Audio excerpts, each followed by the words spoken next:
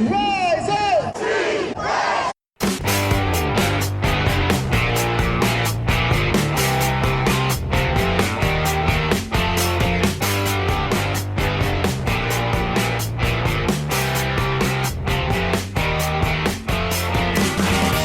This is the Rise Up See Red podcast, all about the Arizona Cardinals and the NFL, featuring insider and outsider perspectives. Enjoy the best hour of Cardinals talk on the web. Now here are your hosts, Jess Root and Seth Cox. Hello, Arizona Cardinals fans, and welcome again to the Rise Up See Red podcast, the best hour of Cardinals talk on the web. I'm your host, Jess Root from CardsWire.com.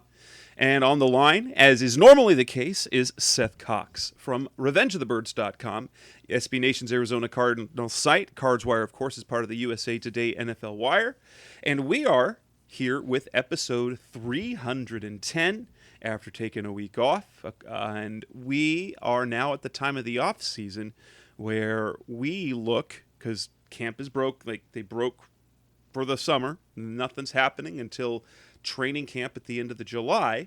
So now this is our yearly NFC West rankings show, where we're going to go through each position and position group. We're going to basically rank the individual players at the different positions, and then the different position groups compared to each other. Should be a pretty good episode, Seth, I can imagine, since guess what?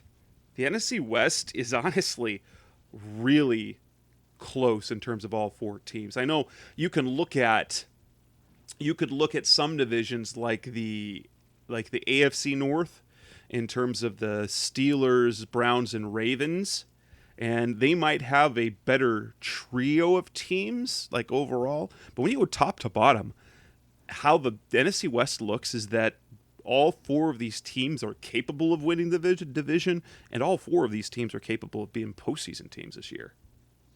Yeah, they look, the division looks like it's close to being tough to really discern who and where you're going to, make your picks. And I think a lot of it's the changes that were made and the unknowns. And I mean, you look at, for instance, the 49ers, you really like what they have, but how long do they stay with Jimmy Garoppolo, and when do they go to Trey Lance? And how does that impact the team? Oh, that and the injuries that they're coming off of. They had so many injuries last year. I mean, honestly, the 49ers, they were in the Super Bowl 2 years ago and were winning the Super Bowl 2 seasons ago. The Rams look like world beaters. Well, heck, with the exception of the 49ers last year, so they had a Super Bowl. There was a run by the rest of all three, the Rams, the Seahawks, and the Cardinals. There was a stretch last season where any and all of them looked like the best team in the NFC, to be honest. If Seattle started that way, the Rams had a couple of runs like that, and the Cardinals had a run in the middle of the season where they looked like they could be the best team in the NFC. And so, aside from San Francisco's injuries, they were already the best team in the NFC coming into the year. All three of the other teams looked like they could be the best. Yeah, and that's what, it's going to come down to a couple of things, I think, and we're going to, crawl through that tonight is the positional battles and then the coaches. And we both wrote about it today. Cliff Kingsbury ranked outside of the top 20 in terms of coaching. And behind one of the new hires. Yeah, Arthur Smith. And so it'll be interesting to see because, the rest of those guys are ranked in the top 11. Shanahan's 11, Pete Carroll's 7, and Sean McVay's 6. And so that's the question is Kingsbury really that much of a liability, or is the roster, close enough? We're going to go through that today, and I think break down some stuff and really kind of get into the crux of everything. So let's kick things off with the quarterback position. We're going to look at we're going to look at specifically the starters and then the backups. And let's start off with the quarterbacks. For you, who is the number one quarterback in the division? Is there a change from last year? No, I think it's still got to be Russell Wilson. There's some obviously some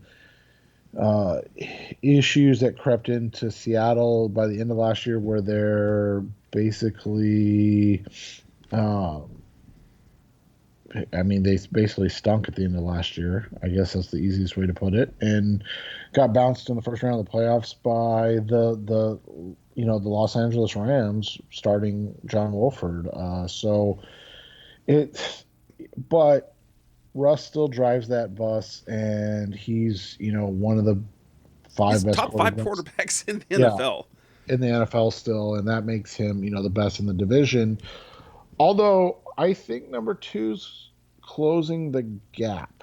And I still have Russ as number one, obviously. But for me, for number two, it's a toss-up for me. And I give Matthew Stafford the slight edge based on his career, but I believe Kyler Murray possibly overtakes him this year. So I give Stafford a slight edge over Kyler Murray. But if I project to the seasons they could have, I think Kyler might overtake him. Do you have Kyler or Stafford as your number two? I'm actually going to kind of go opposite of you. I want to see Stafford produce in the Rams offense under Sean McVay. I understand what he did in Detroit with the deficiencies they had there. But I think at his age and with his, back issues that he's had, I want to see him produce at a high level before I'm saying he's better than what I've seen from Kyler under Cliff Kingsbury. So for that reason, I would still have Kyler at number two, and I think he's got a real chance to close the gap on number one this year. That would be interesting, and for Cardinals fans, that'd be fantastic. Now, I put Stafford ahead of Murray, and it's because of this. I see him having the type of impact on the Rams, which is already a freaking good team in terms of talent, that Carson Palmer did with the Cardinals when he came over. I have equated Matthew Stafford's career to Carson Palmer's for the last 5-6 seasons. In fact, he was the player I wish the Cardinals could have somehow acquired in 2017, 2018 to just kind of keep the ball rolling, because in terms of talent, you will not find a more talented quarterback in terms of raw talent and arm talent and smarts. Just like Carson Palmer was the perfect build of a quarterback. He was an elite quarterback talent who had an above-average career, and that's kind of what Stafford has had. He's underperformed in terms of wins, and I think putting him in the McVay offense is going to be scary. And as we get to the point a little bit about the teams, I felt, and I've said this on a few broadcasts, and you'll hear me say it in the opponent previews that are coming up, I kind of think that the Rams are probably, for me, the favorite in the entire NFC, even though there's some questions they have. So I think Stafford is going to be lights out this year. Kyler, I am bullish on Kyler as well, especially with the upgrades in the offensive line and at receiver. And so I think those passing numbers, I think the passing game will unlock a little bit more. We already saw in terms of what he could achieve, we talked about the potential of a 5,000 combined yard season. That's also possible this year. He just missed 4,000 yards. Had he not gotten injured in the finale, he would have had over 4,000 yards passing. I think he's going to be into the 40 to 4,500 yard range this year with the anywhere between 600 and 800 rushing yards. So 5,000 combined is on the table. again. And it's not because of the lack of talent. Jimmy Garoppolo is a very talented quarterback. Unfortunately, in the division that he's at, I still put him behind the rest, especially since he's going to be replaced at some point this year. Yeah, and that'll be the big thing is, uh, you like Garoppolo, but he's clearly at the point where he's a placeholder, and so the question becomes, where do you put Trey Lance? And it'll be interesting to see how soon Lance takes over for Garoppolo.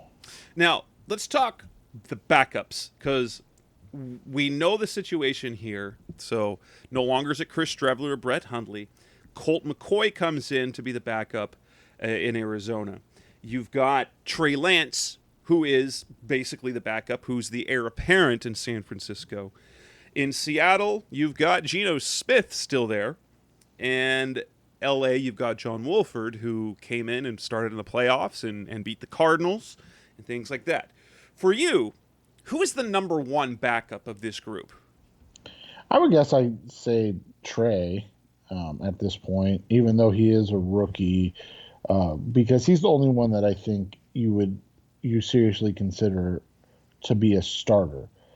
From a pure backup standpoint, I don't know. I mean, I think Wolford showed the most. Geno's got the most experience, having, limited success. And McCoy's kind of the steadiest. You know what you're going to get from him, right? Like, so all three have their merits. I would just say right now, for me, it goes. I guess Lance would be the top backup. Just again based out of the fact that he's the only one that really you look at as a potential starter. But pure backups, I would probably go Wolford and then Smith and then McCoy. But I really do think you can flip a coin on any of those three. I actually have McCoy rated the top backup in terms of what a backup does. And I only have him ahead of Trey Lance. Trey Lance is my number 2. Only because he hasn't done anything yet, and so Lance as a quarterback is an unknown. Would I, especially now, if I were in the Cardinals situation, Colt McCoy, I would take Colt McCoy over any of the other 3 quarterbacks, because having Trey Lance as your backup to Kyler Murray is an interesting one, because you've got a future franchise quarterback backing up your current franchise quarterback. That doesn't work, but so. I put McCoy as backup. If you need him for a start, if you need him to finish a game, I like him the most out of those 4. Trey Lance, I put next because he's got the future franchise tag basically on there. Wolford, I put Geno ahead of Wolford in terms of experience, and Wolford to me, even though he did a little bit last year, I'm not sold on him. Yeah, and that's the hard thing. I mean, that's what I said. Like, Wolford did the most out of any of them, but you look at it and you see what what you're going to get when Colt McCoy comes in. So that makes it. I mean, that's the hard thing. Is it really is. And then the people are listening. They're like, why are they wasting time ranking backups? Because that's what we're doing, guys. Well, that, and let's be honest, outside of Russell Wilson, everybody in this division gets hurt all the time and misses a game or so. So, yep. So you're inevitably going to see him at least once. Moving to the running back position. Let's rate the actual running backs, rank them in terms of order, and then we'll rank the teams in terms of their 1-2 punch. Here's my rankings for. Actually, I have basically the top 6. I have Chris Carson as the number 1 back, and I think that's merited because of what he's done. In terms of overall talent, I don't know, but these are basic. So I think second is Cam Akers in LA. 3, 4, and 5 to me is is James Conner, Raheem Mostert, and Chase Edmonds. I think you can flip-flop any of those. I put Conner ahead of the other two because he has a better track record. Like, he has a Pro Bowl. He has a better season to his credit. Mostert still hasn't carried the ball more than 137 times. Edmonds, who has the fewest touches of that group in terms of carries. And so that's how I have them. And I put Rashad Penny behind them. He's basically an afterthought. So my top six go Carson, Akers, Conner, Mostert, Edwards, Penny, and with the unknown being Trey Sermon in San Francisco, who is the wild card for their running game right now in San Francisco.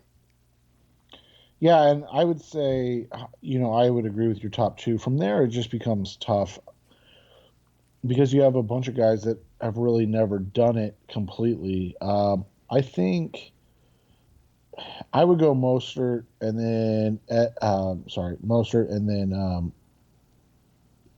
Connor, Edmonds, and then Sermon. But it is tough, and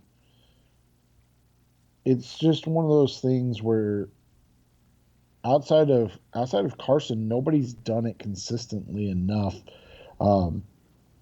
to be the guy. So again, you're looking at things like Cam Akers. If he has a full season like he did the back half of 2020, he's the best running back in the division, right? Like, he's the easy number one with a bullet.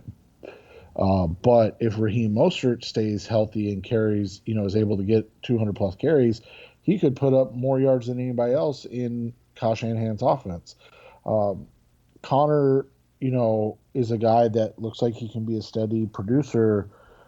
It's just interesting. I just think that when it's all said and done, this season, coming into the season, you have to go with the known in Carson, and then from there it's who you expect the most from, and that's why I would say Akers, and then Mostert, and then James Conner. So if we're talking 1-2 tandems, you've got Edmonds and Conner here. You've got Carson and probably Penny in Seattle. You've got Mostert and Sermon in San Francisco, and you've got Cam Akers and Darrell Henderson probably is who will be the number 2 in LA. Who is your number 1 duo? I would say the Cardinals, just because I think either of the guys are quality starters in the NFL, but I really like Trey Sermon. But that's the thing, is Sermon's only going to get the quality carries if Mostert's hurt again, which then goes to what we talked about earlier. They're not a 1-2 punch. So I would say it's the Cardinals, then the 49ers. I literally have no opinion on Rashad Penny at this point, because I'm not going to, he hasn't been healthy, and it's not fair to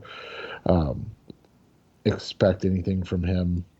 I just hope he stays healthy and can have a chance to show what he can do on the field. That's my opinion on him. So I would say right now it's Cardinals, 49ers, Rams, and then Seahawks. I've got as tandems.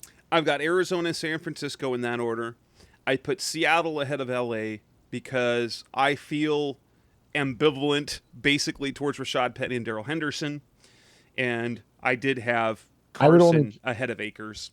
Yeah, and I would only pick the Rams over the Seahawks just because of the health of Henderson over Penny at this point.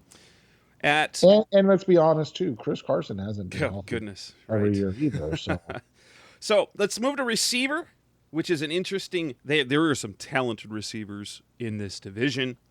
Can we agree? And the Cardinals still have the best, which is always nice. Yes. Can we agree that the number 1 receiver in this division is DeAndre Hopkins?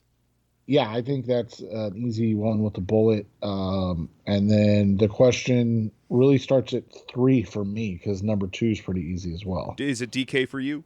Yeah. Same. So at number Hop, So DK. let's just not even bring up that that could be the pairing in Arizona. We won't even talk about that. So, um, looking at the next group. So for me, I've got 3, 4, and 5 really close. I've got Robert Woods slightly ahead of Tyler Lockett, slightly ahead of Cooper Kupp. In terms of Woods has been a more like Woods, I think Lockett for me, some of the durability and age come up now. Yeah. Woods has been a little more consistent, a little longer. And Kupp, I think that he's been so productive, but I think of sheer talent, he's just behind Woods and Lockett, in my opinion. So that's how I'd rank them 3, 4, 5. How about you? I would just flip Lockett and Woods.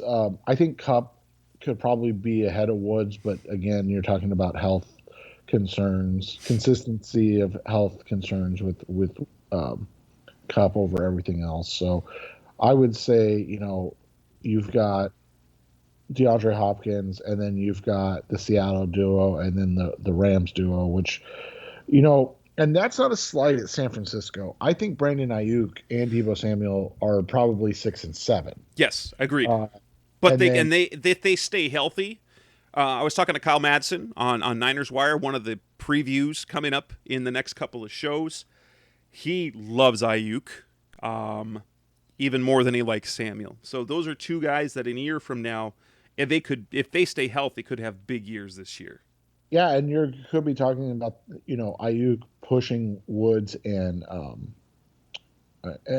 Cup down the list, where only one of them's in the top five, and or for you Lockett and Cup down the list, where okay, so Seattle still has the two best, but you've got a really you know you've got a really exciting young duo in um, Ayuk and Samuel.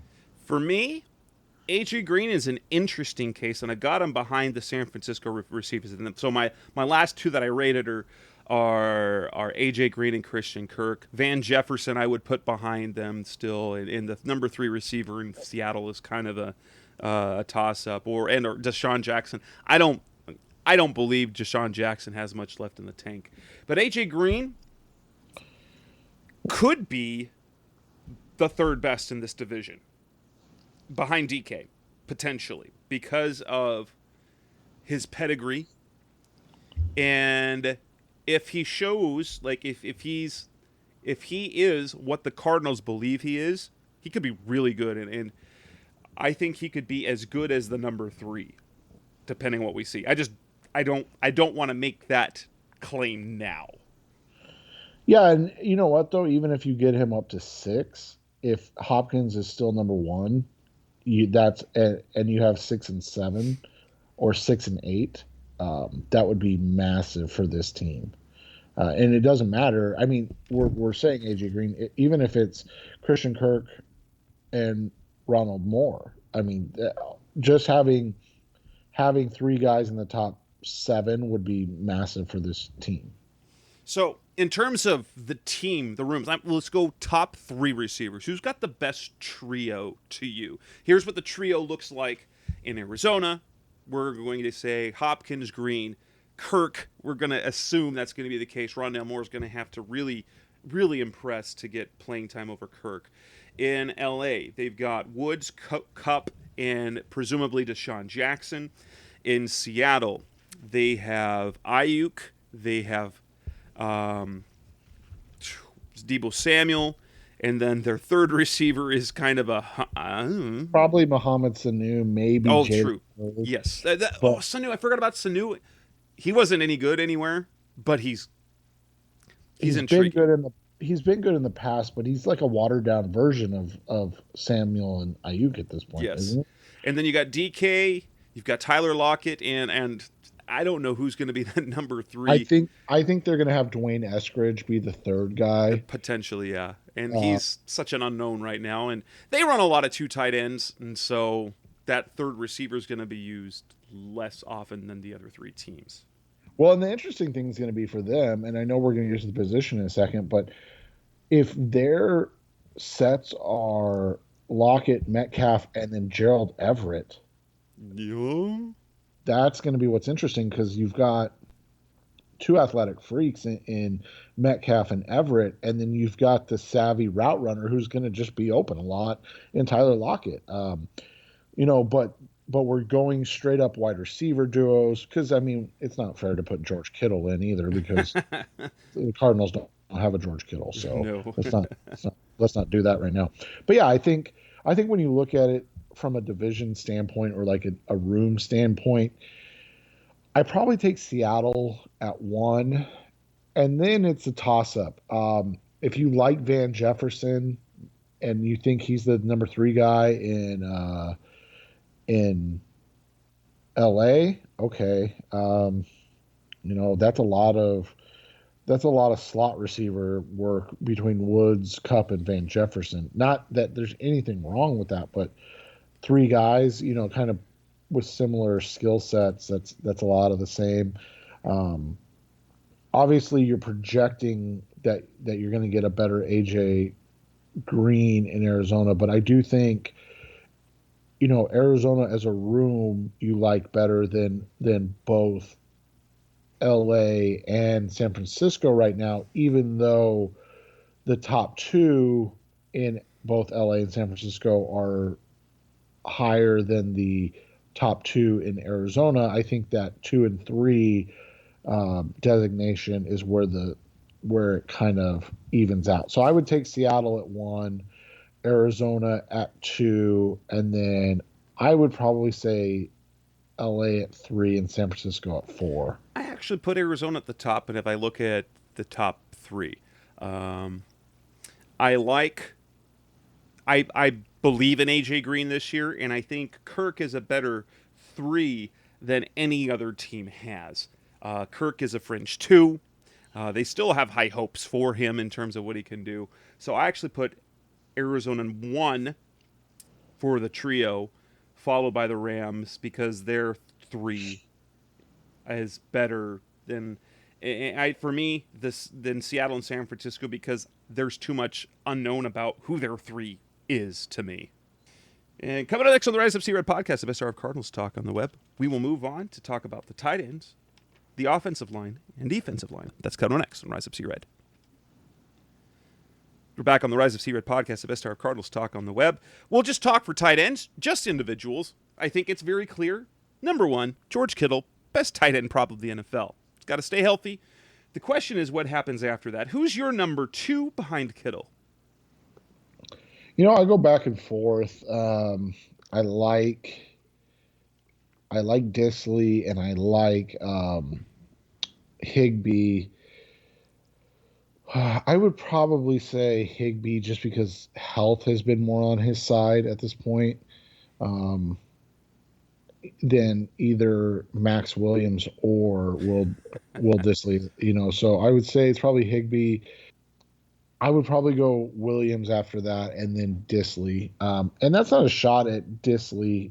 I think you can any of those 3 you can make a case for them to be the number 2. But I mean they're all playing for second place. It doesn't really matter. That's true. I have Higbee as the number 2 behind Kittle. Then for me, it's a toss up between Gerald Everett and Will Disley. I think. In the offense they're running, because it's a Rams offense, basically the Cardinals are going to face 3 offenses that are run the same way. With the Rams, Seahawks, and 49ers.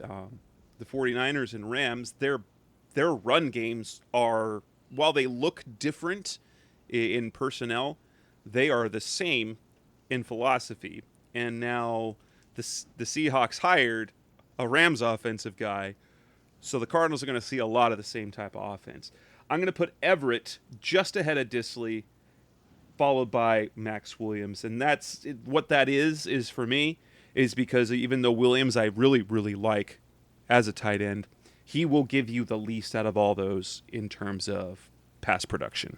Well, he's just got to stay healthy. I mean, if he's the force he was in the run game 2 years ago, and he gives you anything in the passing game, he becomes invaluable. But the reality is he has to be on the field consistently. It's just something that he hasn't done.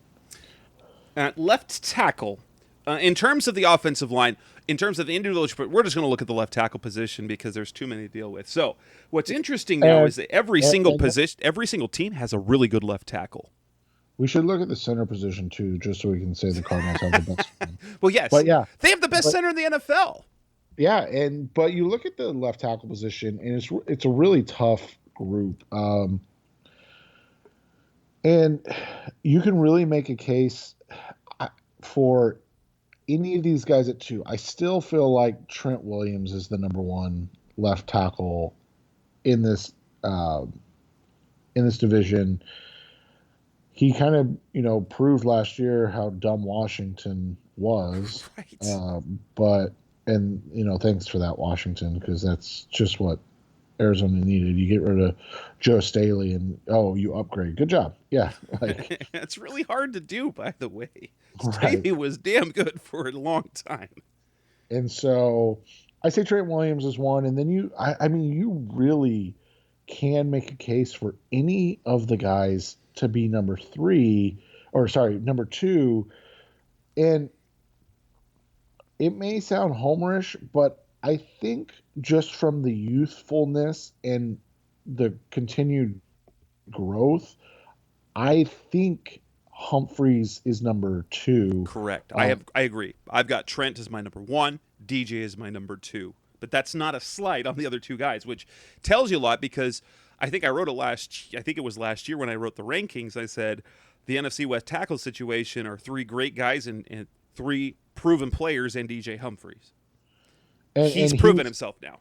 right, and he finally has put it all together and become kind of one of those guys. And you look at it, and I truly do think he's one of the 5 to 7 best uh, left tackles in the NFL now, and that's a huge thing.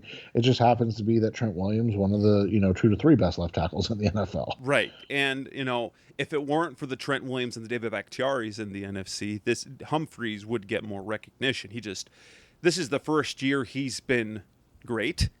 And so it'll be interesting to see how that goes next year. Now, my number 3, number 4, it's toss up. I have Andre Whitworth just ahead of Dwayne Brown, although I think anyone could make an argument for Brown over Whitworth. Whitworth has been really good. He's just really old, and I don't know how much is left in the tank. I think this is probably going to be his last year.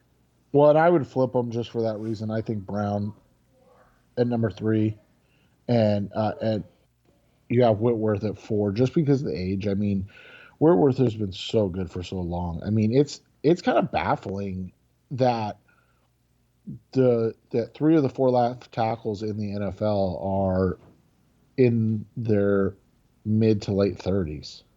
Yeah. I mean, that's just incredible that they've all been that good for that long. Now, if we look at the offensive lines as a unit, this is where it gets tricky. I think the Cardinals might actually have the best offensive line in the division, which is weird. LA clearly had it a couple years ago, but they've got questions. So here's my rankings. I put Arizona first, LA second, San Francisco third, and Seattle fourth, because Seattle's is kind of a question mark. So Arizona, what I like. So they've got great left tackle. Now everyone's got a good left tackle. Cardinals have the best center. If I were to rate the right tackles, I'd put Calvin Beachum ahead of all of them. And Justin Pugh, I think, is probably about as good. He's an above average guard. He's an above average to pretty good guard. And then the right guard position is kind of a toss-up. So there's a question at right guard, but I feel good about 4 of those 5 positions. If you look at the Rams, you feel good. You feel great about Whitworth. You feel great, or you feel pretty good about Havenstein at right tackle. They have a new center in Austin Corbett, and then their guard positions are kind of in flux as well. While in San Francisco, you've got solid tackle positions. Their interior is fine. In Seattle, you get good left tackle. You added Gabe Jackson was good, but then I think the rest of their line has questions. You talk about San Francisco. San Francisco obviously has the best left tackle. They should have the best right tackle. McGlinchey just hasn't. He's fine. He just hasn't taken the next step that you were expecting him to take after Yeah. such a solid rookie season. Um, Laken Tomlinson has been a revelation there, but it's not like he's been, an all pro. He's been similar to what the Cardinals have in Justin Pugh. The difference was they gave up nothing for him um, because he sucked in Detroit. And then Alex Mack is just old at this point. And people in those like he's good, but even people in Atlanta say that he's not good anymore. Yeah, I mean, 35-year-old center. I mean, we're hoping that when Hudson's 35 at the end of his contract, that he's, playing at a high level still. But we also wouldn't be heartbroken if he probably leaves at 35, right? Like if he goes and gets paid one more time at 35, we're not going to be crying too much because 35, I mean, that's just so old for the center position. Um, the Seahawks, I know they like Pochik. I know they like Damian Lewis, but Gabe Jackson was kind of a shell of his former self in Oakland. So they're betting on a really big right side of the offensive line and Gabe Jackson and Brandon Shell. I don't like it. If you had one of those guys, I think you'd be okay.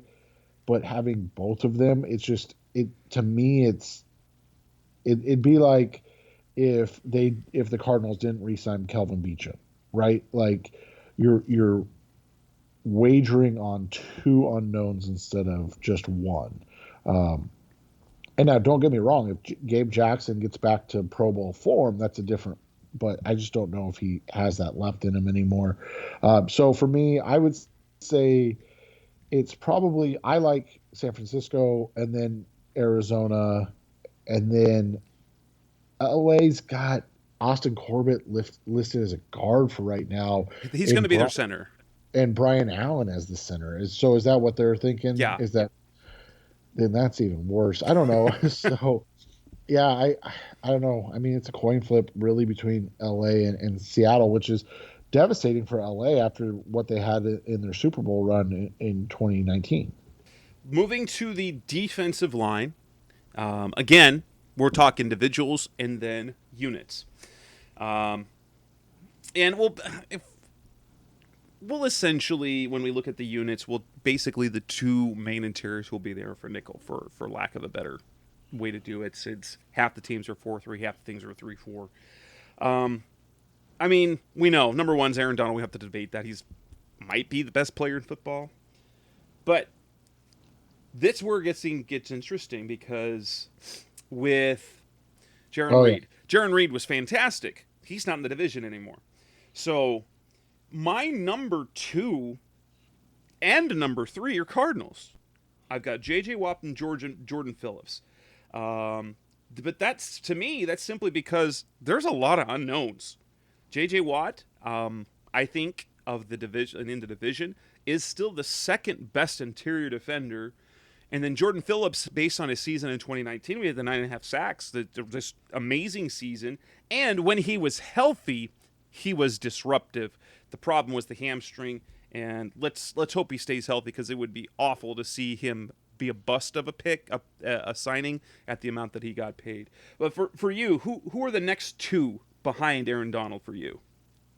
Yeah, looking at the interior, you got, like you said, you have a lot of question marks. Seattle is, you look at Puna Ford and Al Woods. They're nice players, but they're akin to what you're hoping to get out of Lucky Fotu and Richard Lars. Yeah, Rashard Lawrence. San Francisco, we were both Javon Kinlaw fans coming out last year, not at the 8th overall pick, and he hasn't really done much in the way of showing that he can be a consistent disruptor to replace DeForest Buckner, who he was, basically traded for. And like you said, the Rams, without Michael Brockers, it just clears the way for the Cardinals to have the second guy in J.J. Watt. From there, it's a pick your poison type thing. I mean, it's really bad. I don't, and I shouldn't have said it like that, but I would say Javon Kinlaw's probably third. And I put him just after Phillips. But then you have, who is it? Jordan Phillips? Is it Zach Allen? Like who? Is it Sebastian Joseph Day, who has always seemed to kill the Cardinals? It's just, Ashawn Robinson, the Rams yeah. just added. I mean, it's just there's a bunch of guys, but none of them you're saying like, oh yeah, that's the guy. I mean, it's Donald and Watt, and then questions. Now, in terms of a unit, for you, if we're looking at top two defensive tackles, I put the Cardinals first.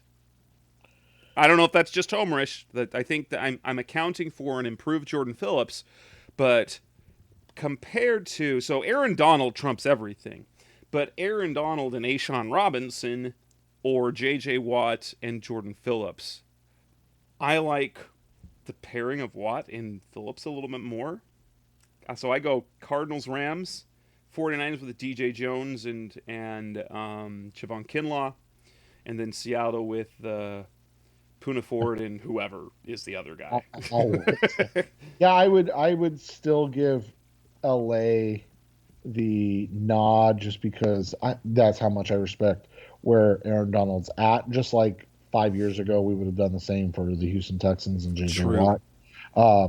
And then I say the Cardinals, and the only thing holding the Cardinals back from being number one is what you're going to get from a health perspective from both Phillips and Watt. If both of them can play, 14 plus games and be healthy for the postseason, then you're in a great spot.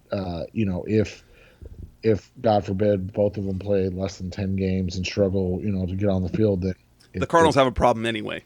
Yeah, but I would say so. LA, Arizona, and then from there, I guess I'm going to go San Francisco with the Kinlaw upside over the steadiness of what Ford and Woods bring to the table in Seattle. Coming up next on the Rise Up See Red podcast, the best hour of Cardinals talk on the web. We're going to move on to talk about the edge defenders and also the off-the-ball linebackers. That's coming up next on Rise Up See Red. We're back on the Rise Up See Red podcast, the best hour of Cardinals talk on the web. Let's look at the edge defenders, the pass rushers. And this is an interesting group because there are some nice individuals.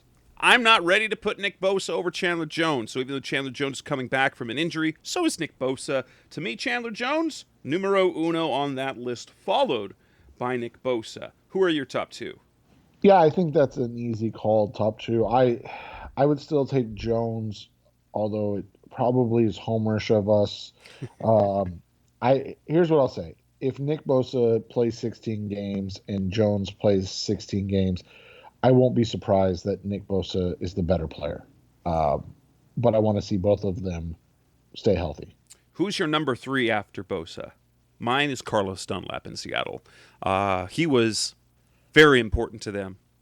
And he kind of turned things around defensively. And I think even though initially he didn't look that great, I think he is a very disruptive player. I like him a little bit more than the guys that follow on the list.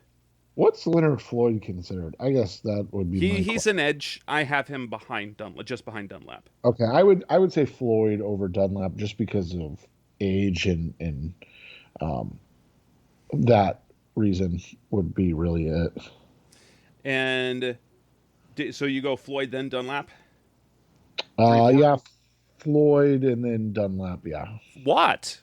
I have in two positions because I think he's going to play two positions. So I put J.J. Watt still as an edge defender. The stat came out early in the offseason that he was double-teamed more. There were, of all edge defenders, he was double-teamed more than anyone else in the league. So there's a reason why that it is.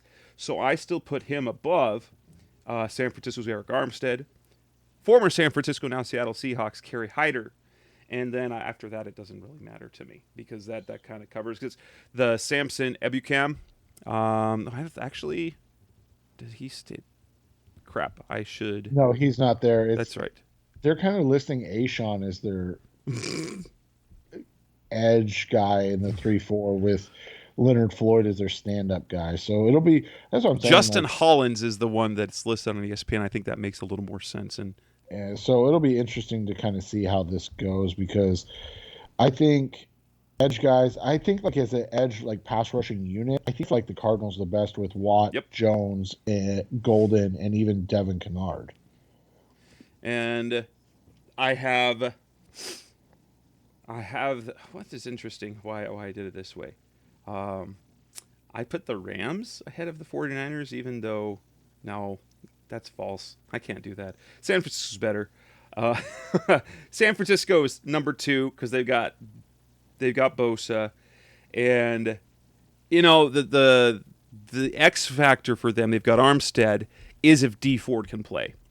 If D Ford's healthy, that's a game changer for them, and it looks like he might. And I kind of forgot about him in the individual rankings. I would put D Ford if I'm looking at the edge guys. I'd put him behind Watt ahead of Armstead, but that's a healthy D Ford. Yeah, so I think that would be a fair assessment. Oh, never mind. I was looking at the wrong thing. I did, in fact, put San Francisco next. So it goes Cardinals, 49ers. I do Seattle next because I like the pairing of Hyder, who is a sneaky good player. Think of what the Cardinals got out of Benson Mayowa in 2018. He ended up leading the 49ers in sacks last year. But if he's your leading sack guy, it's probably not that great a team. But pairing him with Carlos Dunlap, I think, is good. And simply because that the other edge position for the Rams is kind of a question mark, is where I have them as the last of the 4 teams in terms of edge. Yeah, and I think that's fair. I mean, if we don't count Aaron Donald, then you have a lot of questions, after Leonard Floyd. Off the ball. So we go to the off the ball backers. And here's the question. At number 1, do you take Fred Warner or Bobby Wagner? Me, I'm going Warner, but not my much. Yeah, and I think that's fair just because of age. Warner is entering his prime as Wagner's leaving his prime. They're both fantastic, and you'd be dumb to not expect both of them by the end of the year to still be the top 2 linebackers in the division. But let's hope for our sake that 3 and 4 are wearing Cardinal red. I put Dre Greenlaw as my number 3. I like the pairing of Warner and Greenlaw. And I think that's accurate and fair going into the season. Yes. Isaiah Simmons is my number 4 because we need him to be special this year. Let's be honest. Well, and he was as productive as Jordan Brooks in Seattle, and then the guys in Los Angeles. I mean, they're not bad, but I feel Kaiser was better than expected, and Young made some plays. But that said, I go Dre, I go Simmons, I go Kaiser in L.A., then Young in L.A., then Zaven Collins, the rookie, and then Jordan Brooks. Maybe I just don't. I didn't think he was. I think it'd be better than he was, obviously, but I like Collins' potential playmaking over Brooks, and Kenny Young is, but like that pairing of Kaiser and Young is sneaky okay, but it might be because of scheme. Yeah, and it'll be interesting because they lost, obviously, Brandon Staley, who did a fantastic job with them last year. And so we'll see what that looks like. I think when it comes to the units, obviously you have San Francisco at number 1. They're just, I mean, like you said, Warner and then Greenlaw is the third guy. It would have been more interesting to see if Seattle would have retained KJ Wright, where we would have gone with this, because man, that was a good tandem for a long time. Yes, it was. Who's your number 2? That's where it gets tough because I guess you would go Seattle. That's where I was. He's still got Bobby Wagner. He's still fantastic. Jordan Brooks has some upside, but Arizona's not far behind, and I think it'll come down to the Simmons play this year. I Yeah, love the upside of Simmons and the upside of Collins, but I mean, I they don't think either of us expect Simmons or Collins to unseat Warner, no. uh, and Wagner as the top two. But like I said, if they're 3-4 or 4-5, then you've got your investment worth. And the bringing up the back end obviously is the Rams with Kaiser and Young, and that's not to say that like they entering last year it was a question mark. Kaiser and Young were better than expected. Kaiser was a big question mark. His absence in the middle of the season, at some point during the season, was tough on their defense, and he really helped them in their return. But coming up next on the Rise of Sea Red podcast, the best hour of Cardinals talk on the web, let's move on to the defensive backfield. The defensive backfield, we'll talk cornerbacks, we'll talk safeties. That's coming up next on the Rise Up Sea Red. We're back on the Rise Up Sea Red podcast, the best hour of Cardinals talk on the web. The cornerback position, we'll talk individuals, we'll talk units. This is, again, as we're finding out with almost all the positions here, there is a clear number one. That would definitely be Jalen Ramsey in Los Angeles. But after that, it's not as clear. Who's your number two? I go back and forth. I'd probably say Jason Verrett, but that's with the caveat that he has to stay healthy. That's really tough though. I the after Ramsey, it's not a great group, right? So Like, Darius Williams is something that analytically with the Rams. So they lose Troy Hill, who is really good. Darius Williams makes, especially when you look at the analytics, Pro Football Focus, Touchdown Wire, they love him. They actually have both as top 10 cornerbacks in the NFL, both Ramsey and Darius Williams. So I rank Williams number two, slightly over Jason Verrett. A healthy Verrett that could be a coin flip there. Who I put as my number four? Again, sort of got my Cardinals homer showing. I got Byron. I got Byron there because I think he is really on the verge. So last year he made big strides, and there was something about him in training camp that looked different. There's something even different now. He's lost the young kid look. Like if you look, he and Chase Edmonds both, and we didn't talk about Murphy in year 3, Edmonds in year 4, they don't look like young players anymore. Their bodies have matured, their faces have matured. I think Byron's going to be good this year, and the Cardinals obviously they're counting on it being good.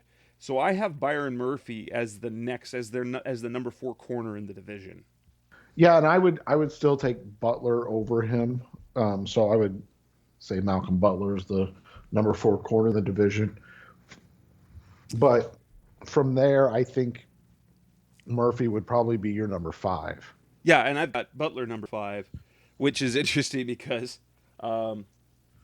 you've got no Seattle cornerbacks in the top 5, and that's because there's some question marks. I mean, DJ Reed is hurt. They brought in Ahkello Witherspoon, who was nothing special with the 49ers. Yeah. Pierre Desir, who's got some good film, but some really bad film too. Trey Flowers, Ugo Amadi is decent in the slot.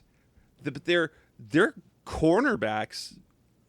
I mean, when you go from Shaq Griffin and Quentin Dunbar, they've downgraded in terms of talent. Now, durability might be a little bit better, maybe, which might improve things. But I'd even put Emmanuel Mosley, San Francisco's presumed other starter on the outside, and then K'Wan Williams, their slot guy. I was going to say K'Wan may be the best slot guy in the group. And that's before any of the Seattle cornerbacks. Yeah, and I would agree with you. But again, I think corner is one of those positions in this group where you just look at it and it's clear. Like you said, Jalen Ramsey. From there, it's a lot of questions and hemming and hawing on what you expect. Like I said, I would take Verrett, um, but that's the caveat if he's healthy. That and that's been a big question for him. As a unit, I like the Rams first, but especially with the pairings, as I really like. Obviously, Ramsey and Darius Williams is quite solid. I put San Francisco ahead of the Cardinals, even though, and that's I'm not as much in love with Mosley, but Verrett's good. K'Wan Williams is very good in the slot, while in Arizona there's still kind of a question mark. You've got Byron Murphy, who's going to be in the slot, but also is kind of their number one corner who plays in the slot. Malcolm Butler, and either Robert. If Rob Alford is healthy, that's going to be fun to see. Otherwise, it's Darqueze Dennard, and or maybe Marco Wilson. Which honestly, if Marco Wilson beats people out, awesome. I don't want to see him as a rookie year, really. And then Right. obviously Seattle's at the back end because we didn't really like anything that they've got in terms of cornerbacks. Yeah, and I think that's a fair way to do it.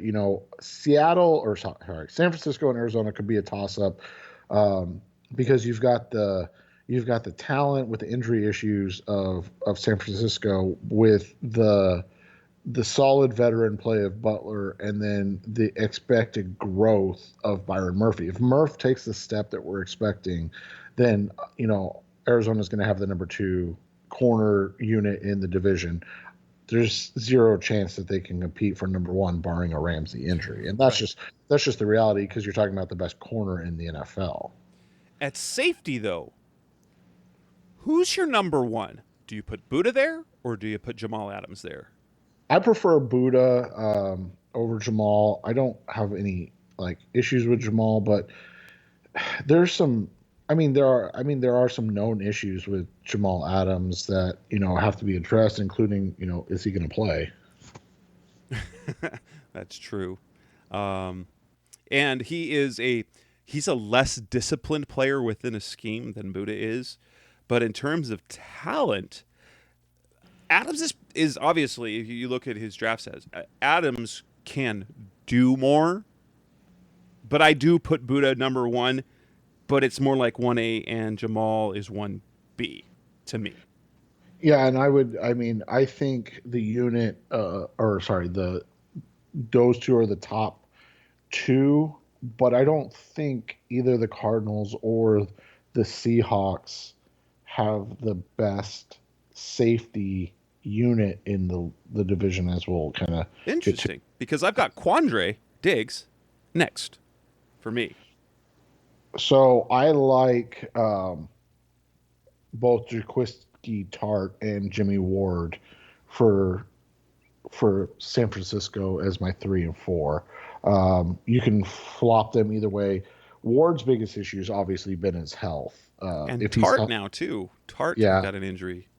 and that'll be interesting to see this year. Obviously, if he how he comes back if he comes back from that. So, those will be the interesting things because Diggs, is your number, I guess 5, so to speak.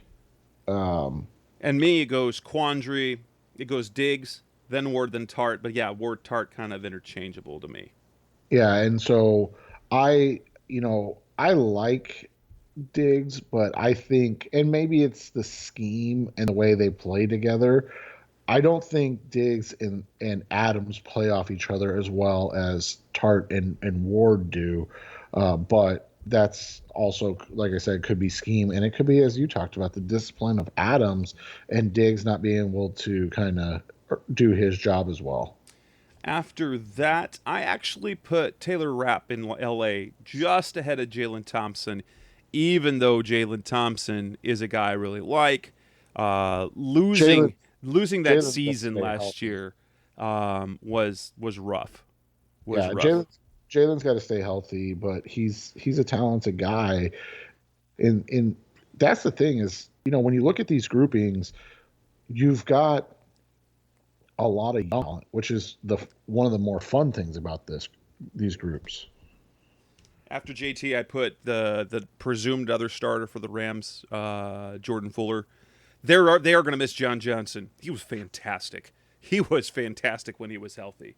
And so as a unit, I've got Seattle ahead of Arizona. And then I've got San Francisco, even though I like their duo, followed by the Rams. But here's the thing. I kind of like all the safeties in the NFC West. I think every team has a solid unit if they're all healthy.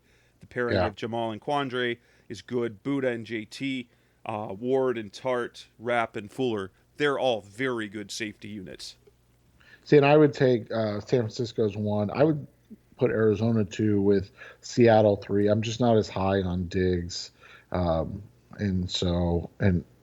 I'm not quite as high on Jamal Adams. I think he's a very good player, but I think he freelances a little much for my taste, and Seattle's defense didn't necessarily take a whole lot of steps back when he wasn't on the field. That's true. Coming up next on the Rise Up C-Red podcast, the best hour of Cardinals talk on the web, we will bring this episode to a close, talking about the specialists, the coaches, and how we rate the teams. That's coming next on Rise Up C-Red. We're back on the Rise Up C-Red podcast, the best hour of Cardinals talk on the web. Let's talk a little bit about the kickers and punters.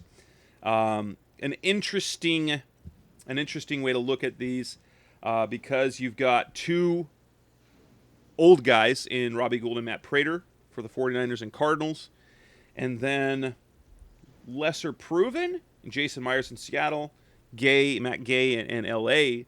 But here's the thing. Jason Myers made every single one of his field goals last year. That said, for you, who's the number one kicker in the division? I think it's going to be Prater.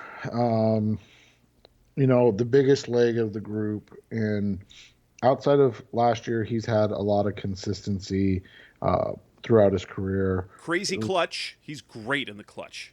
And so from there, it's hard to bet against Gould, right? But at some point, you have to assume he's not going to be able to kick 50-yard or 48-yard field goals and make them every time.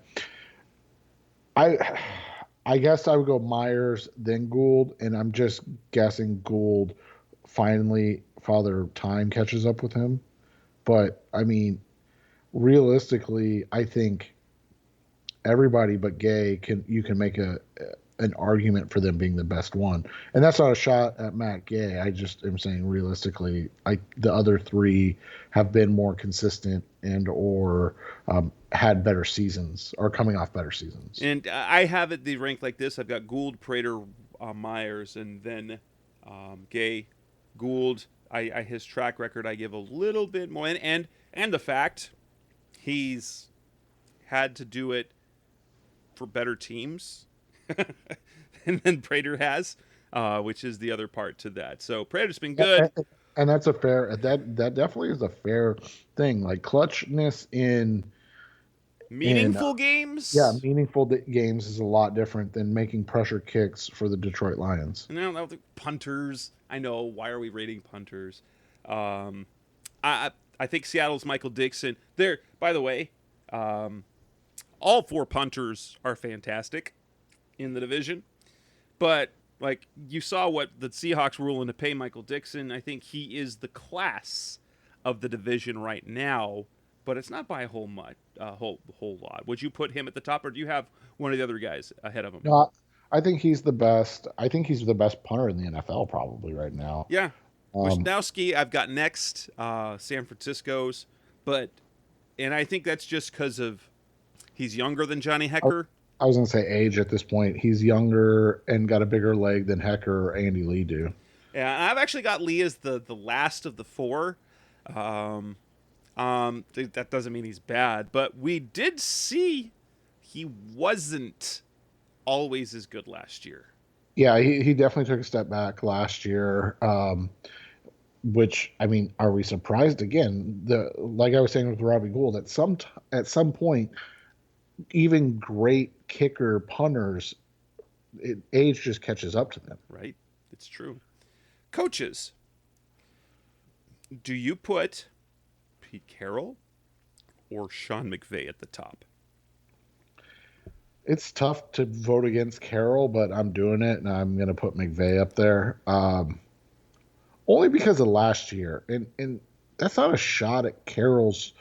He's obviously had a better career, but I think right now what McVay is doing is showing to be that the Rams were brilliant in hiring him and had an insightfulness and a forethought that no other teams had. And maybe it was luck, maybe it was dumb luck, but you know what? Sometimes it's better to be lucky than good. I still have Carroll over McVay, and it is by the smallest of margins. I don't think there's anything wrong. I know it's hard to since A guy Carroll. that Oh my gosh! continuously just wins, like they just make the playoffs every year. Yes, How, and how great would McVay, that be to have that problem as a Cardinals fan? right?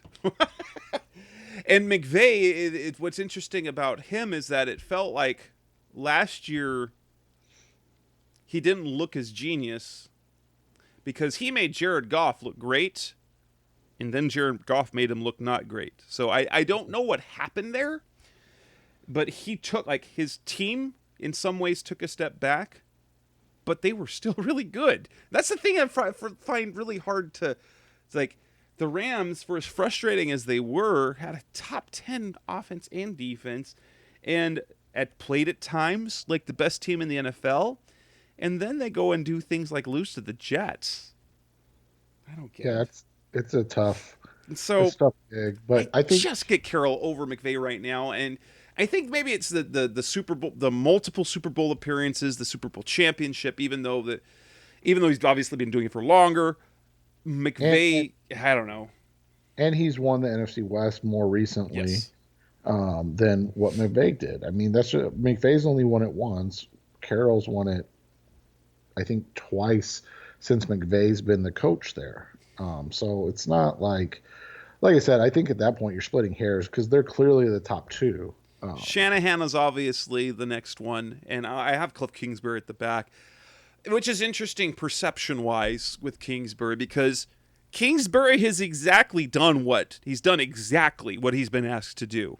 He took a terrible team, fixed the offense, and then they took the next step last year, and they were nearly a playoff team. Had they not been in the position they were, had they finished 8-8 and missed the playoffs without even thinking about where they were in the middle of the season, we'd say, yeah, Kiff's doing this. But it was the late season falterings that kind of put him on the hot seat, strangely.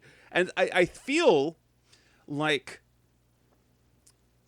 Kyler Murray is getting more credit for the Cardinals' success than Cliff Kingsbury. And I don't necessarily think that's fair. But that said, if I'm picking a coach, I'm picking him last in the NFC West. I'm picking the other three guys first, even though Kyle Shanahan's record isn't good. That's the weird thing. Not. It's not. His record's not good. It's just he had a much higher high.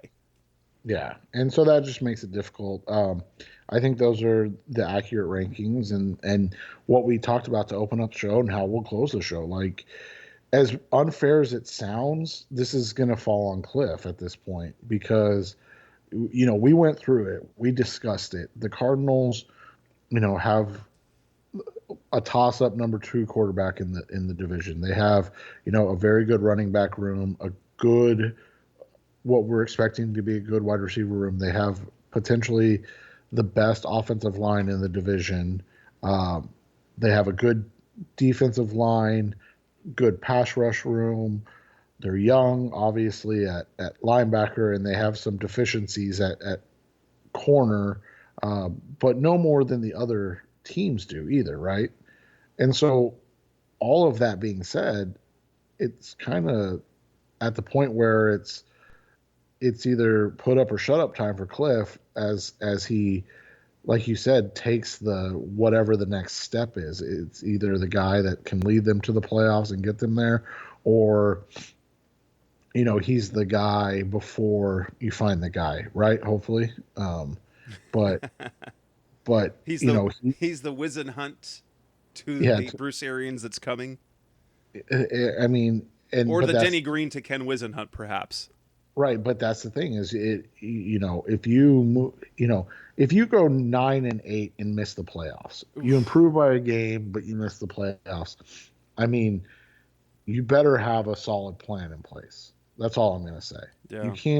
You can't blow this thing out as they improve every single year to go back to mediocrity. But that's the unfairness and the reality of what Cliff Kingsbury's walking into this year.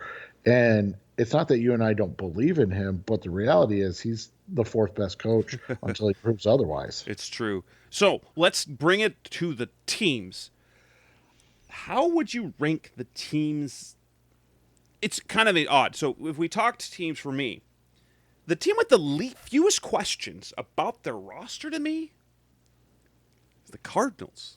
That said, I've been consistent this offseason in saying I think the LA Rams are the best team in the NFC, and that's without regard. That's even with the questions that they have on defense. That because they have the best defender in football in Aaron Donald and the best cornerback in Jalen Ramsey, the other stuff kind of takes care of itself. And so I have the Rams as the number one team in the division, and it's hard. So honestly, you can make an argument for all four teams. Putting Arizona at the top would be super homerish, but if you count on Kyler Murray to be better, and you have fewer questions about the roster than other teams, guess what? You can make the case for them to be the best team in the division. So I put LA first, the Cardinals second, then I go San Francisco, and then Seattle. Yeah, and I would say it's the Rams, and then I think it is Arizona. I would say Seattle next, just because I expect San Francisco to make the move at some point. But when we say this, I'm thinking, like 12-5 for LA, 10-7 for Arizona, and then 9-8 and 8-9, or 9-8 and 9-8 for the Seahawks and 49ers. Like, I'm expecting all these teams to be good again. Yes, and it's going to come down. It's going to come down to how they perform against one another in the division. Well, and that's the thing is, you look at it. Obviously, San Francisco was not, but the Cardinals and Rams played a Week 17 game to see who went to the playoffs. That's how close this division is. Barring injuries to quarterbacks, obviously. I think that's the caveat. But I would say, barring injuries to quarterbacks, Aaron Donald, Jalen Ramsey, and J.J. Watt, and we can throw Nick Bosa in there again. You are expecting all four of these teams to be competing, into week 14, 15, 16, 17 this year. Well, games 14, 15, 16, 17 this year.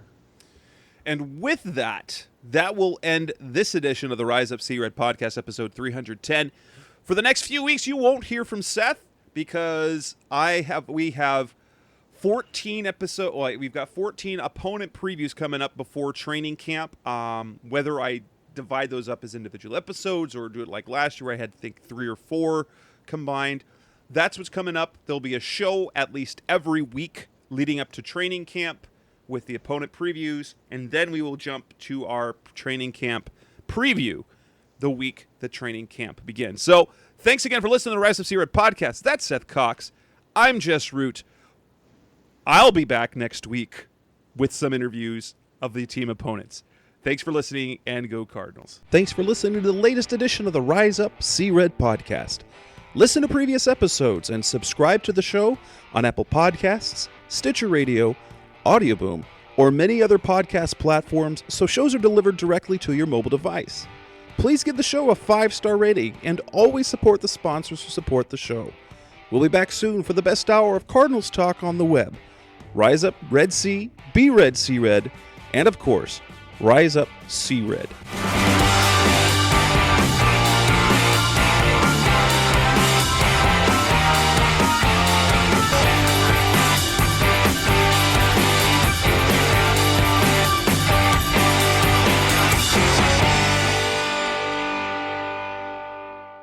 Rise!